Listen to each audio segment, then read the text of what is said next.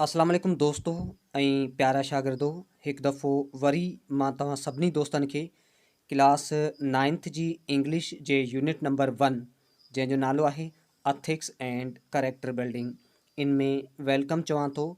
दोस्तों, इन वीडियो खां पहिरीं पाण इन वीडियो जी डिस्क्रिप्शन जे हवाले सां पढ़ियोसीं, सिखियोसीं।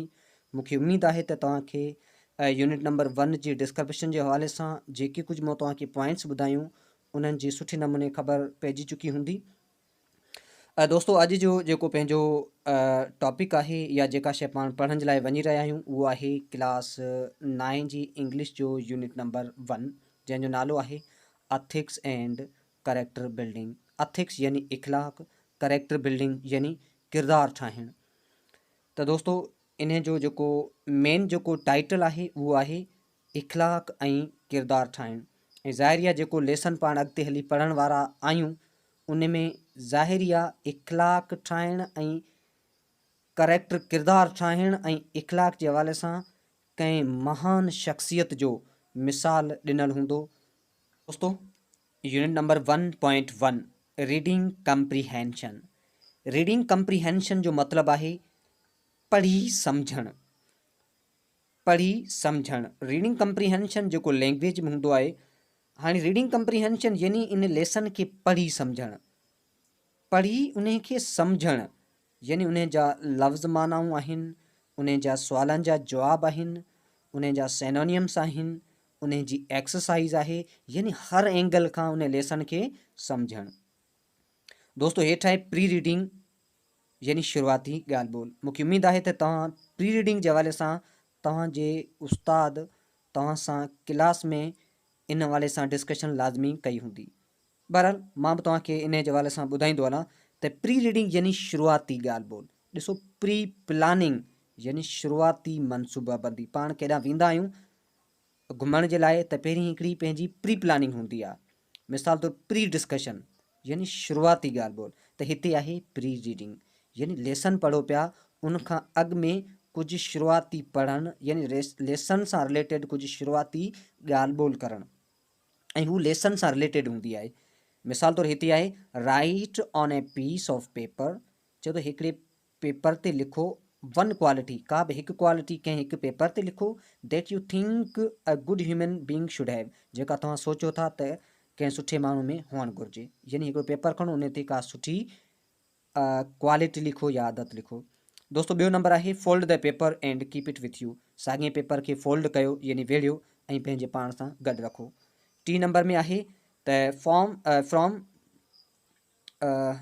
फॉर्म ग्रुप ऑफ 6, 6 ग्रुप ठाहियो। All the students should put their slips on the table and mix them up. सभु जेके ॿार उहे पंहिंजूं स्लिप्स जेके आहिनि उहे टेबल ते गॾु कनि ऐं मिक्स करे छॾनि। चौथी नंबर आहे pickup one slip at a time. हिकिड़ी स्लिप उन हिकु ई वक़्त ते खणो एंड डिस्कस ऐं उन ते डिस्कशन कयो। Why that quality is good, उहा क्वालिटी सुठी छो आहे, ज़ाहिरी कंहिं न कंहिं ॿार लिखी हूंदी। And how it can make life better, उन सां ज़िंदगी बेटर कीअं थी सघे थी for an individual and for the society in which we live. चए थो उन सां ज़िंदगीअ या सोसाइटी में इम्प्रूवमेंट या कीअं बहितरी अची सघे थी जंहिं सोसाइटी में असां रहूं था।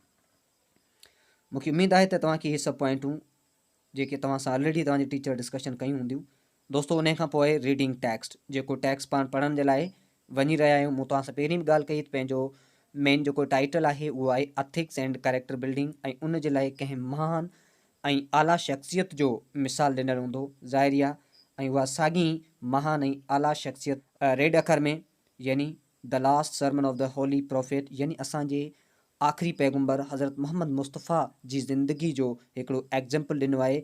जेकॾहिं पाण नबी साईं जी ज़िंदगी जी पैरवी कंदासीं, उन ते फॉलो कंदासीं त यकीनन पंहिंजी ज़िंदगी जेका उहा ॾाढी पंहिंजे लाइ ऐं ॿियनि जे लाइ बहितर रहंदी। त हिते नबी द लास्ट सरमन यानी आख़िरी खुतबो, आख़िरी ॻाल्हि, आख़िरी मेड़ाको, आख़िरी message of the holy prophet सल्लल्लाहु अलैहि वसल्लम, नबी साईं जो आख़िरी खिताब माण्हुनि सां, आख़िरी ॻाल्हि ॿोल। असां इन लेसन खे पढ़ूं था।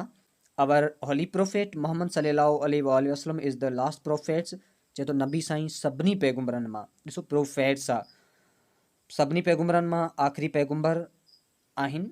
होली प्रोफेट मोहम्मद सल्लल्लाहु अलैहि वसल्लम was born in 571 AD at Mecca Saudi Arabia. नबी साईं 571 ईस्वी में मक्का यानी सऊदी अरब में पैदा थिया। इन रिस्पेक्टेड कुरैश फैमिली, कुरैश कबीले जे हिकु आला ख़ानदान मां।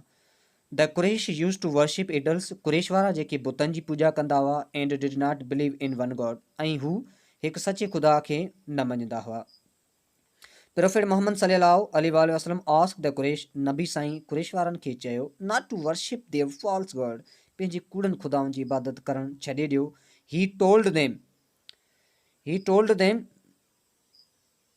That he was the prophet of Allah, नबी साईं उन्हनि खे चयो त आऊं अल्लाह साईं जो पैगुंबर आहियां। And asked them to accept the Islam, ऐं उन्हनि खे चयो इस्लाम खे क़बूल कयो। And to worship the one and only true God, सिर्फ़ु वाहिद ऐं सचे खुदा जी इबादत करियो। Most of them refuse to accept the Islam, केतिरनि माण्हू इस्लाम खे क़बूल करण खां इनकार करे छॾियो। They thought that he was against their gods, उन्हनि सोचियो त ही ममराद नबी साईं उन्हनि जे खुदाउनि जे ख़िलाफ़ु आहे। एंड देयर एंसेस्टर, ऐं उन्हनि जे अबनि ॾाॾा, यानी जेके अबा ॾाॾा जेके जंहिंखे फॉलो करे रहिया उन्हनि जे बि ख़िलाफ़ु आहे। दे अपोज दिस न्यू फेथ, जेके कुरैश वारा हुआ इन नए ईमान जे ख़िलाफ़ु थी विया, सो मच तमामु घणा, दैट द प्रोफेट सल्लल्लाहु अलैहि वसल्लम had to ask the believers to migrate to Yathrib, त नबी साईं खे पंहिंजा जेके फॉलोअर्स हुआ उन्हनि खे यशरब ॾांहुं हिजरत करण जे लाइ नबी साईं उन्हनि खे चयो।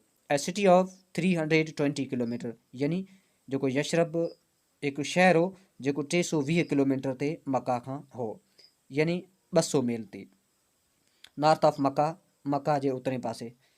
बट विथ टाइम, पर वक़्त सां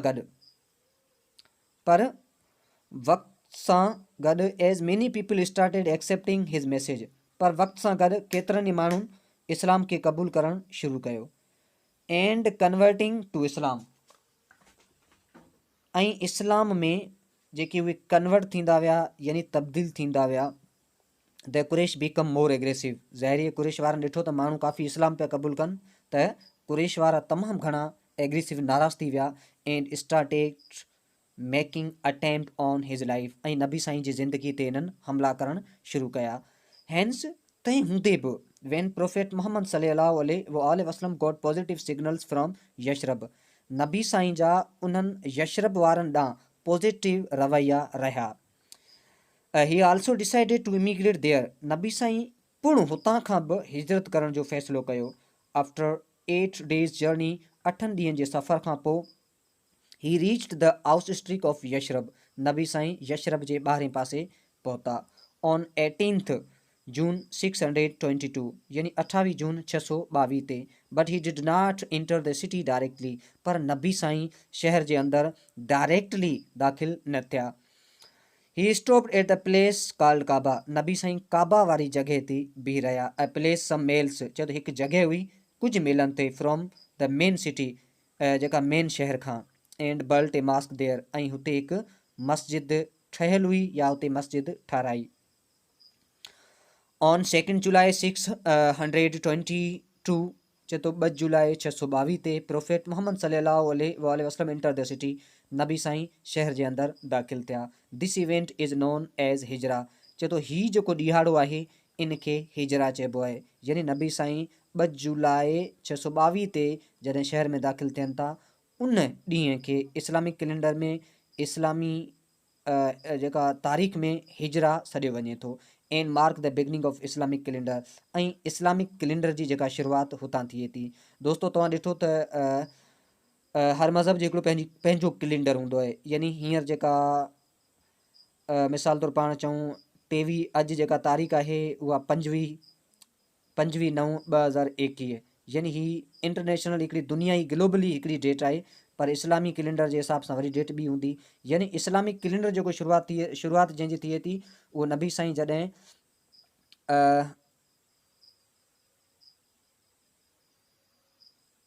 ठीकु आहे, इस्लामिक कैलेंडर जी जितां शुरूआति थिए थी। यशरब वाज़ सून रीनेम्ड, ओके, चए थो यशरब जेका वाज़ सून रीनेम्ड, यशरब जो नालो जल्दी मटायो वियो। मैदनतुल नबी यानी यशरब जेको शहर हो उन जो नालो पोइ मैदनतुल नबी रखियो वियो, लिटरली यानी जंहिंजी अदबी माना आहे सिटी ऑफ प्रोफेट यानी पैगुंबरनि जो शहर। बट अन नबी वाज़ सून ड्रॉप, पर उन मां जल्दी अन नबी कटियो वियो and it name become Medina. ऐं हुन खां पोइ यशरब मां मैदनतुल नबी, मैदनतुल नबी मां वरी मदीना इन जो नालो रखियो वियो, मीनिंग द सिटी, जंहिंजो मतिलबु आहे काली शहर। At the time of arrival चए थो नबी साईं जे पहुचण जे वक़्तु इन मदीना, नबी साईं जे मदीना में पहुचण जे वक़्तु द सिटी हैड 4 ब्रॉड ग्रुप्स ऑफ पीपल, जेको शहर जेको 4 मेन ग्रुपनि में विरहायल हो। देर वर द मुस्लिम्स, हिते मुस्लमान हुआ, इंक्लूडिंग दोज़ चए थो जिन्हनि मां हू वर फ्रॉम मदीना, जेके कुझु मदीना खां हुआ, एंड दोज़ ऐं उहे हू हैड इमिग्रेट फ्रॉम मक्का, जेके मक्का खां लॾे आया हुआ या हिजरत करे आया हुआ।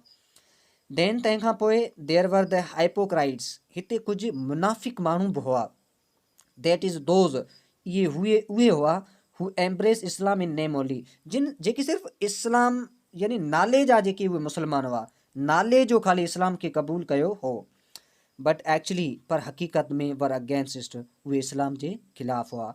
एडिशनली अॻिते हलंदे देर वर द पीपल फ्रॉम एव एंड खज़रज, चए थो हिते जेके माण्हू जेके एव ऐं खज़रज, दोस्तो एव ऐं खज़रज जेके आहिनि उहे कुरैश जे क़बीलनि जा नाला आहिनि।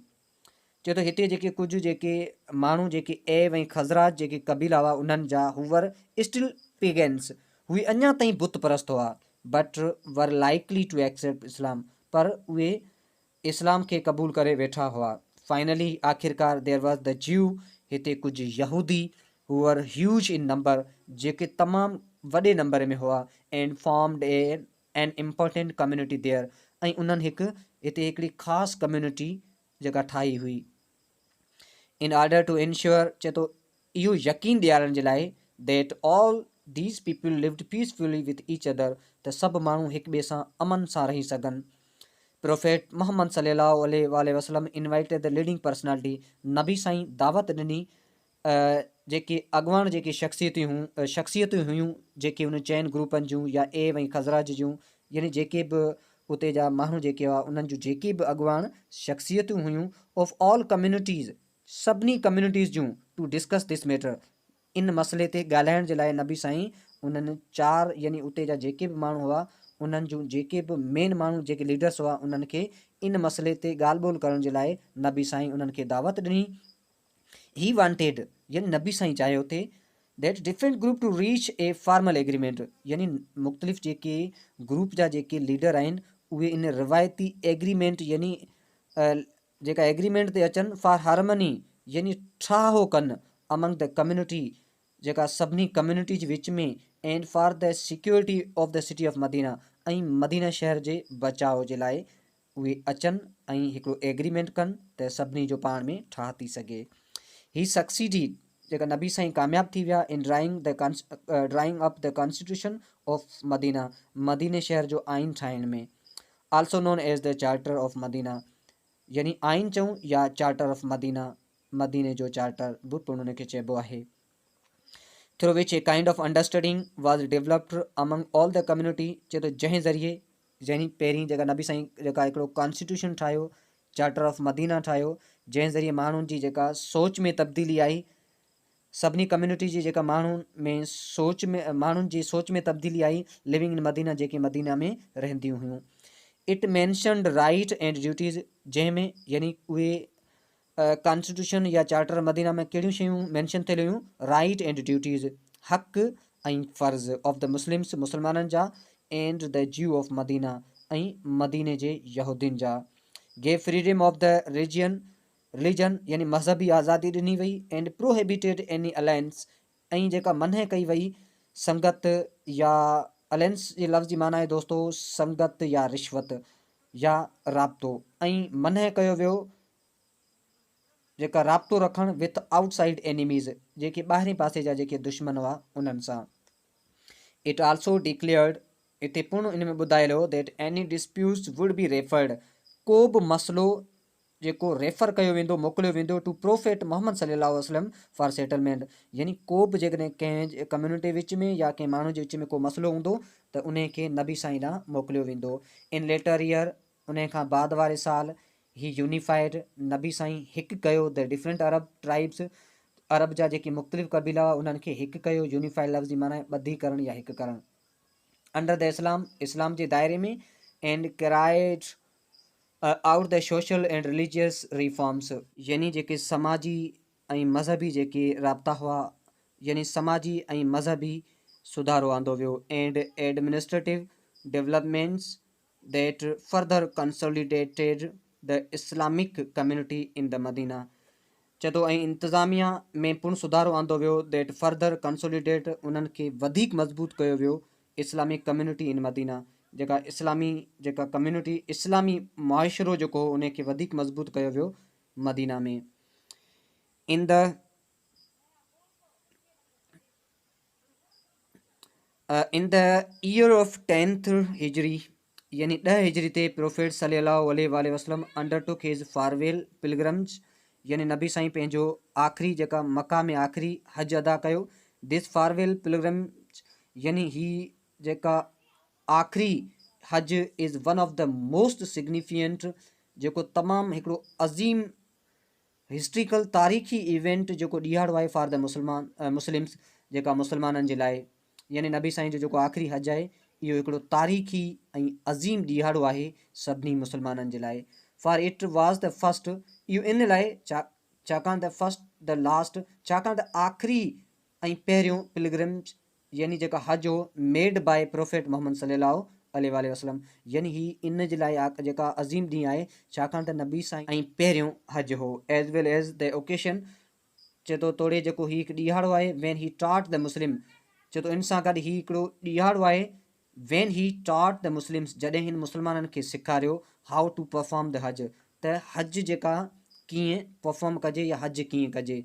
मोर इवर, घणो करे इट वॉज ड्यूरिंग दिस हज, चए थो इन हज जे दौरान, दैट ही डिलीवर्ड हिज लास्ट सरमन, नबी साईं पंहिंजो आख़िरी खुतबो डिलीवर कयो इन यूरना वैली ऑफ माउंट अरफात, यानी जेको अरफात जेको जबल हो उन जी यूरना वैली, उते नबी साईं पंहिंजो आख़िरी ख़िताब कयो। यानी आख़िरी जेको सरमन या आख़िरी जेको पाण चऊं सरमन, यानी खुतबो, यानी आख़िरी ॻाल्हि, आख़िरी मैसेज, नबी साईं जी आख़िरी मीटिंग। डिलीवर्ड हिज लास्ट सरमन इन यूरन वैली अफरात ऑन 9th ऑफ ज़ुलहज, 9 ज़ुलहज ते 10 हिजरी 9 ज़ुलहज ते जेका नबी साईं आख़िरी पंहिंजो ख़िताब या सरमन यानी जेको खुतबो पेश कयो।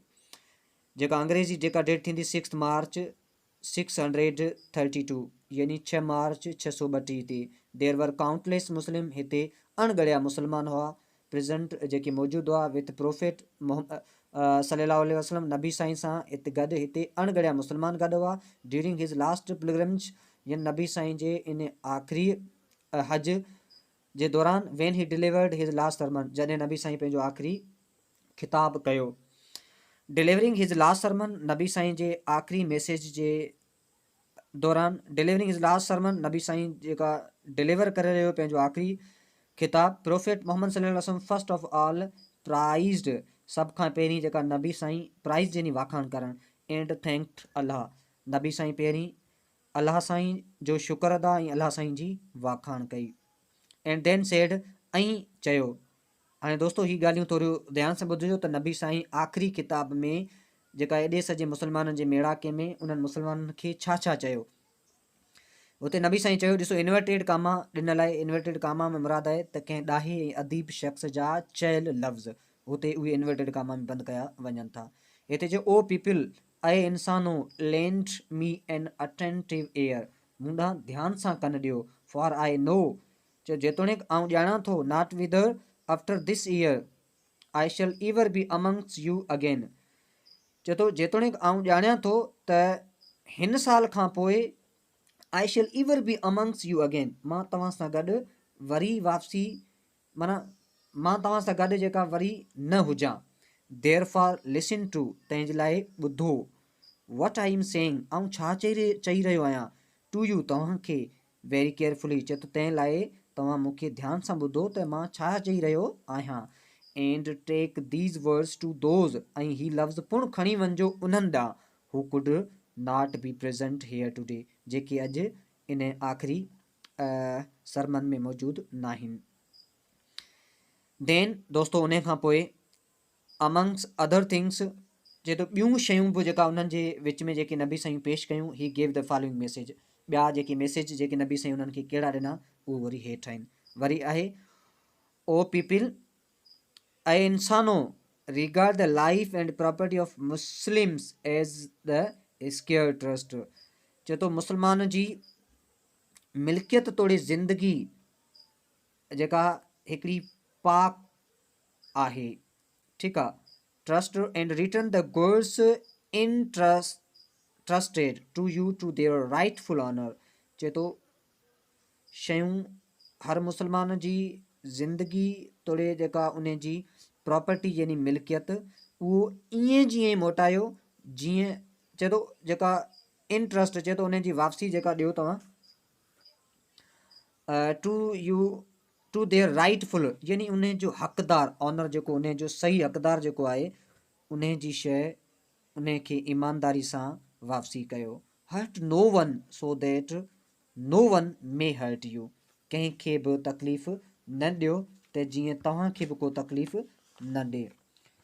अच्छा दोस्तो, हिते जेको आहे इंट्रस्टेड, इंट्रस्टेड जो मतिलबु पियो इन जो मतिलबु आहे, ॾिसो मथां असां पढ़ियोसीं किथे वियो, हा रिटर्न द इंट्रस्टेड, इंट्रस्ट माना जेका लफ़्ज़ जी माना हवाले करणु सौंपणु, अचे थो रिटर्न द गुड्स, शयूं मोटाए ॾियो, इंट्रस्टेड यानी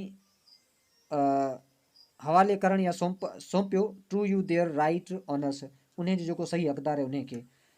अच्छा, कंहिंखे बि तकलीफ़ न ॾियो त जीअं तव्हांखे केरु तकलीफ़ न ॾिए। अच्छा, उन खां पोइ बी वेयर ऑफ शैतान, शैतान जो पासो कयो, for the safety of your religion, पंहिंजे मज़हब जी बचाव जे लाइ। ही also he has lost all hopes, चए थो ही त पंहिंजूं सभु उमीदूं विञाए चुको आहे, that he will ever be able to lead you astray in a big, चए थो ही पंहिंजूं सभु उमीदूं विञाए चुको आहे ऐं ही तव्हांखे गुमराह कंदो इन ए बिग थिंग्स, चए थो ही तव्हांखे कंहिं वॾे मसइले में या माना तव्हांखे तमामु घणो ई गुमराह कंदो। So beware of the following him small things, तंहिं लाइ जेका इन सां तव्हां पासो कयो, इन जो ध्यानु कयो, following him in the small things, हर जेका हेठिन नंढियुनि शयुनि में। ओ पीपल, ऐं इंसानो, ही वरी जेका टी ॻाल्हि करे पियो नबी साईं, इट इज़ ट्रू, चए थो इहो हक़ीक़त आहे, इहो सच आहे, that you have certain right with regard to your women, इहो हक़ीक़त आहे त तव्हांजो तव्हांजी ज़ाल ते हक़ आहिनि, but they also have right over U, पर उन्हनि जा बि तव्हां ते हक़ आहिनि। जेका नबी साईं चयो त इहो हक़ीक़त आहे त तव्हांजा तव्हांजे ज़ालनि ते हक़ आहिनि, पर इहा बि ॻाल्हि हक़ीक़त आहे त उन्हनि जा बि तव्हां ते हक़ आहिनि। All Mankind is from Adam and Adam was created from dust, सभु जेके माण्हू आदम जो औलाद आहिनि ऐं आदम मिटीअ मां ठाहियो वियो आहे। The noblest of you in Allah site, अल्लाह जी निगाह मां सभिनी खां वधीक उहो सुठो आहे, इज़ मोस्ट गॉड फियरिंग, जेको ख़ुदा खां डपु करे थो। वरी हिकिड़ी ॻाल्हि अॻिते जेका वधाईंदे चए पियो, an Arab has no superiority over a non Arab, को बि अरब वारो कंहिं गैर अरब सां मथे कोन्हे, नार the non Arab have any superiority over an Arab, या कंहिं बि गैर अरब खे कंहिं अरब वारे सां को वॾो कोन्हे। वरी a white has no superiority over a black, को गोरो कंहिं कारे सां मथे कोन्हे, nor does a black have any superiority over a white, ना ही को कारो रंग जो उहो कंहिं गोरे सां मथे कोन्हे, except by piety and good action, सिर्फ़ु उन जी दीनदारी ऐं सुठनि कमनि खे छॾे करे। ज़ाहिरी आहे अलाह ताला जी नज़र में सुठो उहो आहे जेको दीनदार आहे ऐं सुठा कमु करे थो, उन जी अलाह ताला जे जेका नज़र में जेका हू सुठो आहे। आई देयर फार मां तंहिं लाइ, आई जेका आहे इहो नबी साईं जे पंहिंजे लाइ लॻल आहे। Crush under my feet all the false claims to greatness and superiority founded on the blood or wealth. तंहिं जे लाइ मां इहे सभु दावा लताड़ियां थो टू ग्रेटनेस, चए थो, ऐं जेका ग्रेटनेस यानी सुठाई ॾांहुं, and superiority founded on the, चए थो सुठाई या superiority founded on blood or wealth. चए थो जेके माण्हू चवनि था त, जेके माण्हू चवनि था असां दौलतमंद आहियूं, ऐं चए थो superiority founded on A blood, चए थो जेका सुपीरियरिटी वॾाई जेका क़ाइमु कई वई आहे या क़ाइमु कई वेंदी आहे, जेको ब्लड यानी रत, हू चवनि था असां फलाणे ख़ानदान जा आहियूं, या हू चवनि था असां ज़मीनदार आहियूं, या असां पैसे वारा आहियूं। त इहे सभु दावा, अहिड़े क़िस्म जूं सभु जेकी क्लेम्स आहिनि, नबी साईं चए थो उन खे मां लताड़ियां थो या उन्हनि खे मां कर्श कयां थो त इहे सभु फ़र्क़ु ब्लड यानी आला ख़ानदान जा, या पैसे वारो, या पैसे या दौलत जो जेको माण्हुनि खे घमंड हूंदो आहे, इहे सभु शयूं नबी साईं चयो आहे त उन्हनि सभिनी खे मां कर्श कयां थो, यानी सभिनी खे मां जेका लताड़ियां थो। इहे सभु जेकी वैल्यू कोन थियूं रखनि, सिर्फ़ु जेका हर इंसानु जेको आहे उहो इंसानु ॿिए इंसान जहिड़ो ई आहे, ऐं सभु इंसान अलाह ताला जी नज़र में हिकु जहिड़ा आहिनि। सिर्फ़ु उन्हनि जे इख़लाक़नि खे छॾे करे, हर हिकु जो पंहिंजो इख़लाक़ आहे, ऐं सभु माण्हू अलाह ताला खे प्यारो उन जे इख़लाक़ सां ई ज़ाहिरिया चवनि था त ज़बान जेका पट ते बि विहारे थी ऐं खट ते बि विहारे थी, त हर माण्हू जो ज़बान ऐं इख़लाक़ जेको आहे उहो वणाए थो। अच्छा, every Muslim is brother to every Muslim, हर मुस्लमान ॿिए मुस्लमान जो भाउ आहे। And that Muslim constitution one brotherhoods, ऐं मुस्लमान जेके पाण में भाईचारी पैदा कनि। Nothing shall be legitimate. दोस्तों, लिग्टिमेट लफ़्ज़ जी माना आहे जाइज़। को बि जेका उन जो जाइज़ to Muslims which belong to the fellow Muslims unless it will, चए थो मुस्लमान कंहिं बि मुस्लमान जो को जेको जाइज़, नथिंग शैल बी लिग्टिमेट, को बि जेको जाइज़ हक़दार मुस्लमान जी कंहिं बि प्रॉपर्टी जो नाहे, जेसि ताईं को ॿियो मुस्लमान उन शइ जी फ्रीअली जेका आज़ादी या ख़ुशीअ सां उन शइ जी इजाज़त नथो ॾिए। यानी कंहिं बि मुस्लमान जी कंहिं बि शइ ते ॿियो मुस्लमान को बि हक़ नथो रखी सघे, जेसि ताईं उन जो ऑनर, उन जो धणी फ्रीअली ऐं विलिंगली उन जी इजाज़त नथो ॾिए। द होली प्रोफेट कंप्लीटेड हिज लास्ट सरमन, नबी साईं पंहिंजो आख़िरी किताब जेका मुकमल कयो बाय सेइंग, इहो चई, बी माई विटनेस, चए थो मुंहिंजो ख़ुदा गवाह आहे, O God, that I have conveyed your message to your people, ऐं अलाह मूं तुंहिंजो पैगाम जेका माण्हुनि ताईं पहुचाए छॾियो आहे।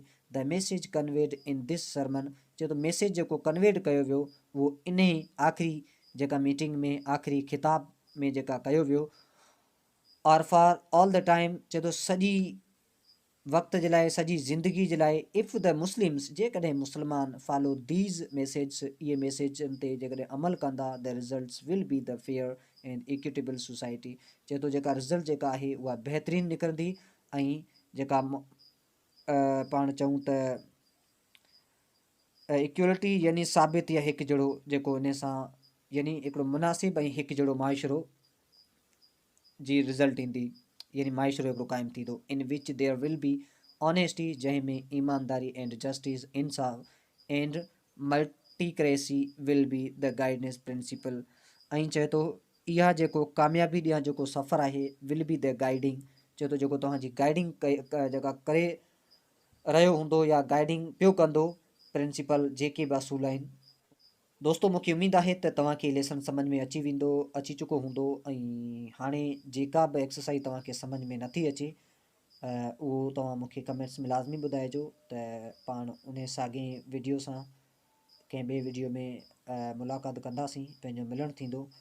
त दोस्तों, जेकॾहिं तव्हां न्यू आहियो त चैनल खे सब्सक्राइब लाज़मी कजो, ऐं तव्हां पंहिंजे दोस्त जेके तव्हांजा आहिनि, जेके तव्हां सां गॾु पढ़नि था, उन्हनि खे बि इन चैनल जे हवाले सां लाज़मी ॿुधाइजो।